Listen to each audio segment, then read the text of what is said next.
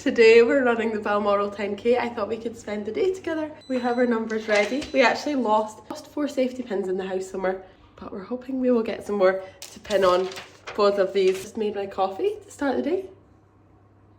Got the coffee apothecary beans. These are local Aberdeenshire and they are really good. And I've just made myself a big bowl of porridge with blueberries and raspberries. This is actually way too big a portion, but at least I won't be hungry. Did you let it go? Because I don't entirely know how I feel for the race because I had the cold and was feeling ill. And I feel like this cold went on for about 3 weeks, so it definitely lowered my energy and I hadn't done as much training as I hoped. I'd wanted to do a couple of 7-8 kilometre runs last week. Then obviously I've not wanted to tire myself out this week. So the longest I've run is like 5 kilometres. So do you know what? I'm just going to be happy to cross the finish line. My aim had been to try and do it in just under an hour, but to be honest, I'm not sure we'll make that. I think it'll be nearer the just over it. I am really hoping to just slide under the hour, like 59.59 I'll be delighted with. Realistically though, I'm not sure, so I think I just need to accept that if I'm an hour and 20 minutes even, like that's still an achievement after 2 babies. I can't be too hard on my body. You'll hear that I'm still actually a little bit croaky as well from being ill. So I'm not fully recovered. I don't feel too nervous. I am excited, but I think it'll just be a really fun day out. I'm excited to do it with Matthew and spend time together. We actually really love running together. To be honest, he'll whiz off ahead. He says we'll run it together, but I know in reality he'll whiz off. He'll be like, see ya. Yeah, he'll go get under an hour, but that's okay. I want him to do the best that he can as well. We're leaving in 15 minutes and I have no clothes looked out yet. This pretty much sums me up. I'm still in my pyjamas. So I need to find my running bra. I think it might still be in the washing basket dirty. I just wear another one. What? These leggings have a hole in them. These leggings are pink. And I've got a sore tummy in the middle of this. At least I've got my top. Friends of Anchor sent us a little t-shirt because we've been fundraising for them. We've raised £250 for them, which I'm happy with. I got these running leggings and they are so teeny weeny. I can barely get my foot into them. I think that they've stretched enough to be comfortable. Too small to be comfortable. They're like fully compressing my legs, so I think I'll need to find a different pair of leggings. We need to leave in 1 minute, but I am dressed. I've got my Friends of Anchor t-shirt on and I found some leggings. They don't really match, but they'll do the job. And I never found my sports bra in the end, but we've got a different sports bra. It's just not my favourite one. So I think we are all good to go. We're going to get lunch on the way. We did make turkey meatballs yesterday for taking for lunch in a sub, like making a kind of sandwich with them. But we've decided that turkey meatballs, cold turkey meatballs, just don't sound the most appealing pre-race meal. I'm getting excited. I'm so excited. We are finally out the house. We're 16 minutes behind schedule, but Matthew's just coming into the car and we can get on our way. Just picking up our meal deal on the way. Matthew's getting chicken sandwich and I don't know what, this is always the worst part. I never know what to get in a meal deal. Pineapple. So I've got some chicken salad for me, water, pineapple. I'm going to finish with a whiz round Tesco's. Oh, I need to pick up some sweeties and crisps. Starting the running early.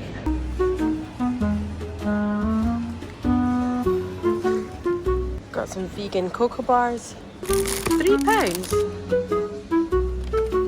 Some very not vegan sweeties. I also need to decide on some crisps to get. What crisps will be good for running or keeping us energy? Can I eat Tyros? They contain milk. Tyros lightly salted it is. And that's me got everything I need, so let's head to the Tesco's is so busy in this West Hill one. The Tesco's I go to is never this mobbed. But maybe everyone's getting their race day snacks.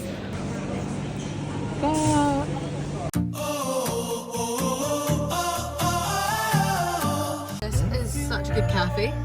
We're not going today. Oh, Celia. Everyone wants to see me singing. Our little 2-year-old, she started singing along to this song. She goes, ah, ah. It's so cute. We're almost there though.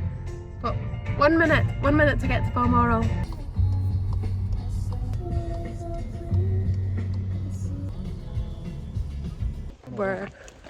Maybe it's just on a run. We're all parked up and everyone's just heading to the start of the race now. We really need the toilet, but the first toilets we saw had huge queues, so we're taking a risk and hoping that we'll find some more in the area that have shorter queues. I'm feeling really excited. I think because I've not got the pressure of wanting to like make a set time, I'm feeling just quite excited to get going with it. I think we've found the best toilets in the place. Hardly any queue. Much nicer.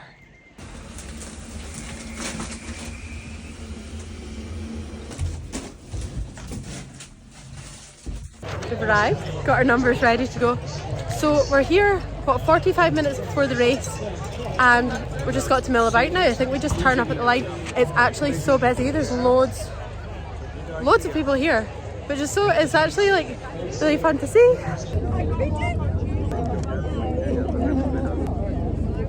Your dad says, hi Anna, Matthew, good luck. That was definitely more challenging than I expected to get that on, but here we are. We're running for Friends of Anchor, who were such an amazing support to my mum during her cancer treatment, and beyond that with Courage on the Catwalk. They are such a fantastic charity, and yeah, so excited to be raising money for them. The difference that they make to cancer patients is next level, and we're so fortunate to have this charity here in the northeast. We're just going to head to the start of the race now, so I'll catch you after the race. Come on, Anna! Come on, you can do it! Come on! Where's Matthew?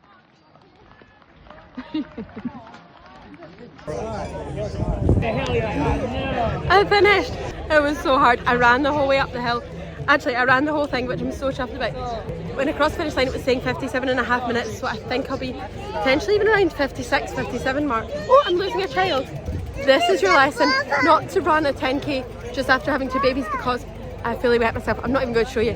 I fully wet myself at the top of the hill. I gave it my all, and so did my bladder. I've got to have my hoodie covering myself because I fully peed myself. Yeah? What? Am I holding the baby? It'll take about 8 hours. Got our times. So I did 55.5 minutes and Matthew was an hour.